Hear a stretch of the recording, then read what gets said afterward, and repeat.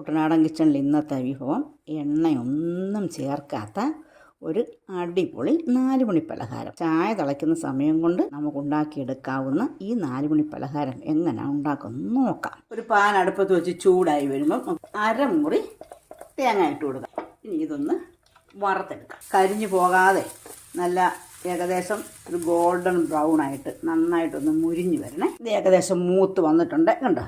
ഇനി അല്പം കൂടെ ഒന്ന് ആകണം. ഇതേപോലെ ഗോൾഡൻ ബ്രൗൺ ആയി വന്നപ്പം നമുക്കിനി തീ ഓഫ് ചെയ്യണം. ഇനി ഈ പാനിലിരുന്ന് തന്നെ ഇതൊന്ന് ചൂടാറട്ടെ. ഇളക്കി കൊടുത്ത് ചൂടാറിക്കൊണ്ടിരിക്കണം. അപ്പോൾ എല്ലാം ഒന്ന് മൂത്ത് വരും. ഈ തണുത്ത് വന്ന തേങ്ങ നമുക്ക് ഒരു പൊടിക്കുന്ന മിക്സിയുടെ ജാറിലേക്ക് മാറ്റാം. ഇനി ഇത് നമുക്ക് പൊടിച്ചെടുക്കാം. ഇനിയും ഈ പൊടിച്ചെടുത്ത തേങ്ങാപ്പീര നമുക്കൊരു ബൗളിലേക്ക് മാറ്റാം. ഇനി ആ പാൻ വെച്ച് ചൂടായി വരുമ്പം 1 കപ്പ് അവലിട്ട് കൊടുക്കാം. ഇനി ഈ അവലും ഒന്ന് വറുത്തെടുക്കാം.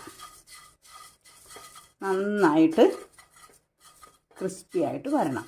ഇതിലേക്ക് കുറച്ച് കശുവണ്ടിയും കൂടെ പൊട്ടിച്ചിട്ട് കൊടുക്കാം. അവലൊന്ന് മൂത്ത് വന്നാൽ മതി, കശുവണ്ടി അപ്പോൾ ആകുന്നത്ര ആയിക്കോട്ടെ. ഇതിലേക്ക് 2 ഏലക്ക തൊലി കളഞ്ഞ് അതിൻ്റെ പരിപ്പും കൂടി ഇട്ട് കൊടുക്കുക. നന്നായിട്ട് മൂത്ത് വന്നിട്ടുണ്ട്. ഇനി നമുക്ക് തീ ഓഫ് ചെയ്തിട്ട് ഇതിനകത്ത് തന്നെ ഇരുന്ന് ഇതൊന്ന് തണുത്ത് വരട്ടെ. അപ്പോൾ ഈ ചാനൽ ആദ്യമായിട്ട് കാണുന്ന ആരെങ്കിലും ഉണ്ടെങ്കിൽ ഒന്ന് സബ്സ്ക്രൈബ് ചെയ്ത് സപ്പോർട്ട് ചെയ്യണേ. ഇത് തണുത്ത് വന്നിട്ടുണ്ട്. ഇനി ഇത് ആ മിക്സിയുടെ ജാറിലിട്ട് നന്നായിട്ടൊന്ന് പൊടിച്ചെടുക്കാം. തേങ്ങ പൊടിച്ച ജാറിലേക്ക് തന്നെ നമുക്ക് ഈ അവൽ പൊടിച്ചതും ഇട്ട് കൊടുക്കാം. ഇനി ഇതൊന്ന് മിക്സ് ചെയ്ത് മാറ്റി വയ്ക്കാം. ഇനി മധുരത്തിന് ആവശ്യമായ ശർക്കര, ഞാൻ ഇത്രയും ശർക്കര എടുക്കുന്നുള്ളൂ. ഇതൊന്ന് ഉരുക്കി പാനിയാക്കി എടുത്തുകൊണ്ട് വരാം. ഈ ശർക്കര ആദ്യമേ നമുക്കൊന്ന് ഉരുക്കിയെടുക്കാം. ശർക്കര ഉരുക്കിയെടുത്തതിന് ശേഷം അരിച്ച് വീണ്ടും ആ പാത്രത്തിലേക്ക് ഒഴിച്ച് ഞാൻ ഒന്ന് പാനിയാക്കി എടുക്കുവാണ്. ഒന്ന് തിളച്ച് ഒറ്റനൂൽ പരുവത്തിലായി വരട്ടെ.